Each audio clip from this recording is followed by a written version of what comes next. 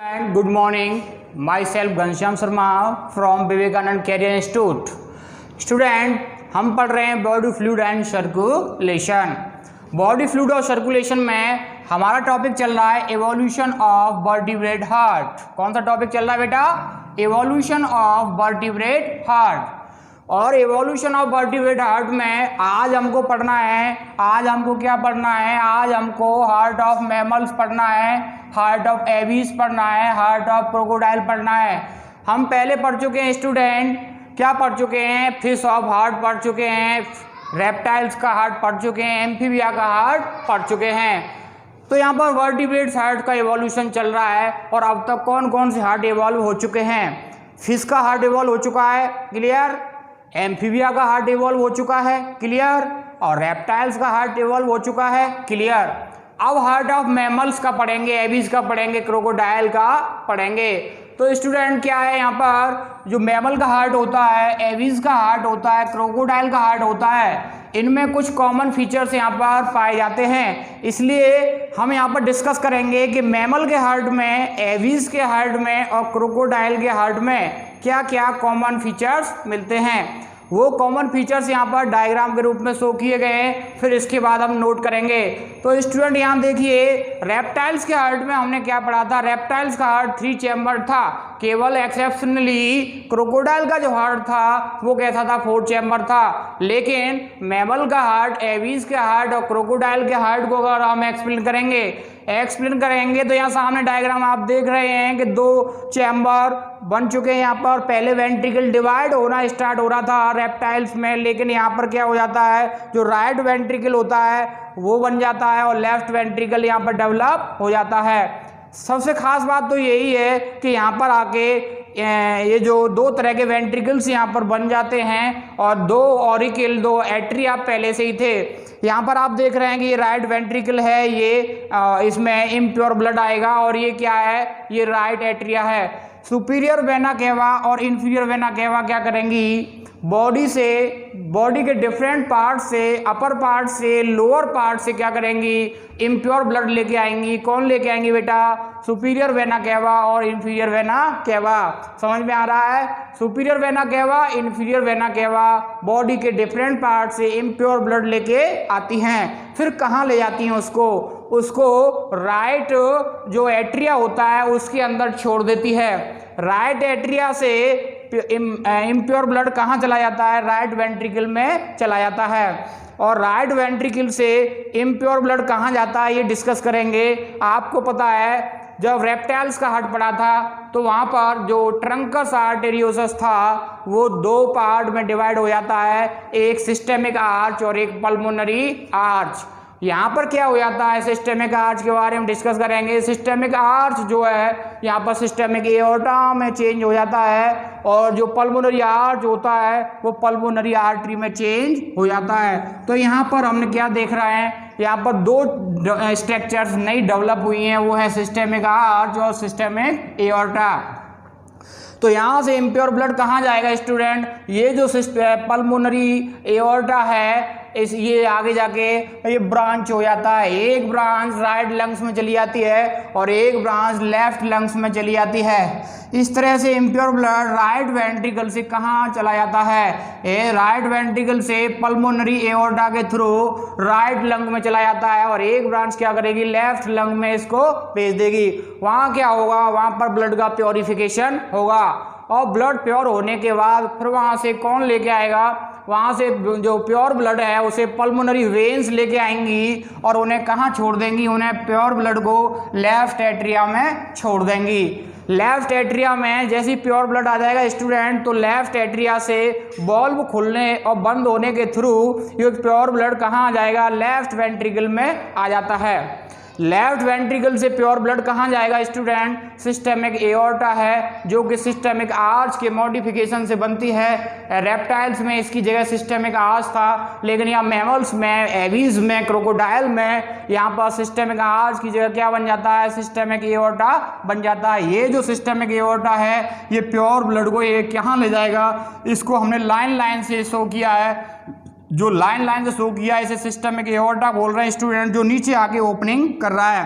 तो ये जो प्योर ब्लड को ये सिस्टमिक एओर्टा क्या करेगा, बॉडी ऑर्गन्स तक ले जाएगा। एक सिस्टमिक एओर्टा डोर्सल साइड में होता है, एक सिस्टमिक एओर्टा वेंट्रल साइड में होता है। डोर्सल साइड वाला सिस्टमिक एओर्टा क्या करता है स्टूडेंट, डोर्सल बॉडी ऑर्गन्स को ब्लड सप्लाई करता है, और जो वेंट्रल साइड वाला जो सिस्टमिक एओर्टा होता है वो वेंट्रल साइड वाले बॉडी ऑर्गन्स के लिए ब्लड सप्लाई करता है।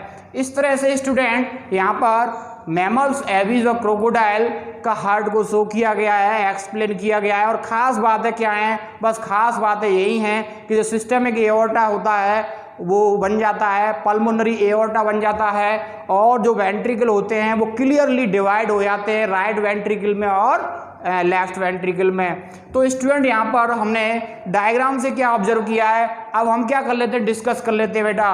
क्या डिस्कस कर लेते हैं कि ये जो मैमल्स का हार्ट है, एविज का हार्ट है, क्रोकोडाइल का हार्ट है, इसमें क्या ऑब्जर्वेशन निकल के आते हैं, क्या ऑब्जर्वेशन निकल के आते हैं यहाँ पर आके। तो सबसे पहले बात कर लेते हैं स्टूडेंट, सबसे पहले बात कर लेते हैं नंबर ऑफ चैम्बर पर। नंबर ऑफ चैम्बर पर अगर हम बात करें तो यहाँ पर नंबर ऑफ चैम्बर आप जानते हैं कितने होते हैं बेटा, number of chamber, number of chamber 4 होते हैं। कितने होते हैं, 4, जिसमें 2 क्या होते हैं स्टूडेंट, 2 तो होते हैं एट्रिया, और 2 क्या होते हैं स्टूडेंट, 2 होते हैं वेंट्रिकल। एक राइट वेंट्रिकल होता है और एक कौन सा होता है, लेफ्ट वेंट्रिकल होता है। लेकिन जो रेप्टाइल्स था उसमें कितने चैम्बर्स थे, 3 चैम्बर्स थे, पहले ही बता चुके हैं। क्रोकोडाइल एक्सेप्शन है जिसमें 4 चैम्बर मिलेंगे। अब बात कर लेते हैं स्टूडेंट कि ब्लड सर्कुलेशन का टाइप क्या है। ब्लड सर्कुलेशन का टाइप अगर हम यहाँ डिस्कस करें तो जो ब्लड सर्कुलेशन का टाइप है वो डबल ब्लड सर्कुलेशन है। तो क्यों है डबल ब्लड सर्कुलेशन, यहाँ पर आप जानते ही हैं सभी कि यहाँ पर डबल ब्लड सर्कुलेशन है। क्यों है डबल ब्लड सर्कुलेशन, सर्कुलेशन का टाइप क्या है, डबल ब्लड सर्कुलेशन। यहाँ पर क्यों है डबल ब्लड सर्कुलेशन, वो हम आराम से यहाँ पर समझ सकते हैं, क्योंकि यहाँ पर जो ब्लड होता है वो 2 बार तो एंट्री कर रहा है, एक तरफ कर रहा है राइट एट्रिया से, एक तरफ कर रहा है लेफ्ट एट्रिया से, और यहाँ पर 2 ही एग्जिट हो रही हैं। एक एग्जिट कहाँ से हो रही है, पल्मोनरी आर्टरी से हो रही है लंग्स की ओर, और एक एग्जिट कहाँ से हो रहा है, एक एग्जिट यहाँ से सिस्टमिक एओर्टा से। कहाँ एग्जिट हो रही है, ये एग्जिट हो रहा है बॉडी ऑर्गन्स के लिए जा रहा है। तो यहाँ पर डबल ब्लड सर्कुलेशन है, बिल्कुल कंप्लीटली डबल ब्लड सर्कुलेशन है। इससे क्या बेनिफिट मिलता है वर्टिब्रेट्स को, इनको बेनिफिट ये मिलता है स्टूडेंट कि जो प्योर ब्लड होता है वो इम्प्योर ब्लड से अलग रहता है। प्योर ब्लड अलग रहने से बॉडी ऑर्गन्स को ज़्यादा से ज़्यादा प्योर ब्लड की क्या होती है, सप्लाई होती है, जिससे बॉडी ऑर्गन ज़्यादा से ज़्यादा एनर्जी गेन करते हैं। और ज़्यादा से ज़्यादा एनर्जी जब उनको मिलती है तो उस एनर्जी के बेस पर वो क्या कर सकते हैं, वो जो है बॉडी के टेम्परेचर को कांस्टेंट कर सकते हैं। इसीलिए इनको हम क्या कहते हैं स्टूडेंट, इनको आइसोथर्मल वर्टिब्रेट्स बोलते हैं। आइसोथर्मल जो वर्टिब्रेट्स हैं वो कौन कौन से हैं, जिन एक मैमल्स आइसोथर्मल वर्टिब्रेट है, एवीज हैं। एवीज में स्टूडेंट बर्ड्स आएंगे और ये सब आइसोथर्मल हैं। क्रोकोडाइल एक अकेला ऐसा रेप्टाइल्स है जो कि आइसोथर्मल होता है।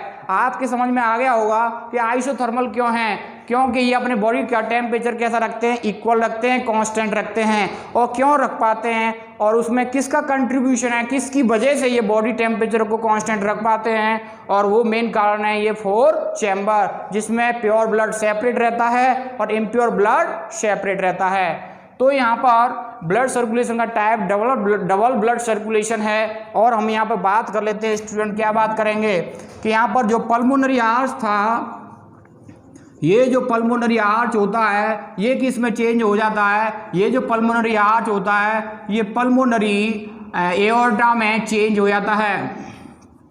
ये जो पल्मोनरी एओर्टा होता है ये क्या करता है, ये इम्प्योर ब्लड को कहाँ ले आता है, ये लंग्स में ले आता है। 2 ब्रांचेस में डिवाइड होके एक ब्रांच को लेफ्ट लंग्स में और एक ब्रांच को राइट लंग में लेके जाता है। और जो दूसरी स्ट्रक्चर थी स्टूडेंट किसकी, रेप्टाइल्स की, जिसका नाम था सिस्टेमिक आर्च। और सिस्टेमिक आर्च को आपने देखा था कि सिस्टेमिक जो आर्च होती है वो काय में चेंज हो जाती है, तो बात करें तो वो सिस्टेमिक एओर्टा में चेंज हो जाती है। इस तरह से ये 2 मॉडिफिकेशंस हैं स्टूडेंट जो कि यहाँ पर सीन किए गए हैं और ऑब्जर्व किए गए हैं। तो इस तरह से यहाँ वर्टिब्रेट हार्ट का जो एवोल्यूशन चल रहा है, अब यहाँ पर एवोल्यूशन कंप्लीट हो जाता है और एवोल्यूशन कंप्लीट होने से क्या बन जाते हैं, 4 चैम्बर बन जाते हैं, सिस्टमिक एओर्टा बन जाता है, पल्मोनरी एओर्टा बन जाता है।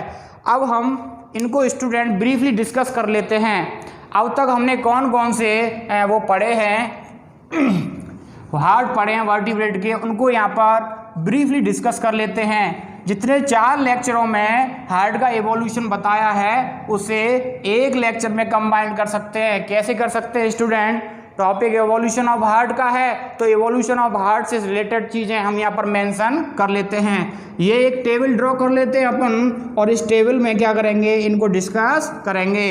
टेबल में क्या करते हैं स्टूडेंट, टेबल में मैं क्या मेंशन करूंगा, टेबल में एक तो नंबर ऑफ चैम्बर मेंशन करेंगे और नंबर ऑफ चैम्बर यानी किसकी बात करेंगे, एट्रिया की बात करेंगे, और किसकी बात करेंगे, वेंट्रिकल की बात करेंगे, और किसकी बात करेंगे student, type of blood circulation की बात करेंगे।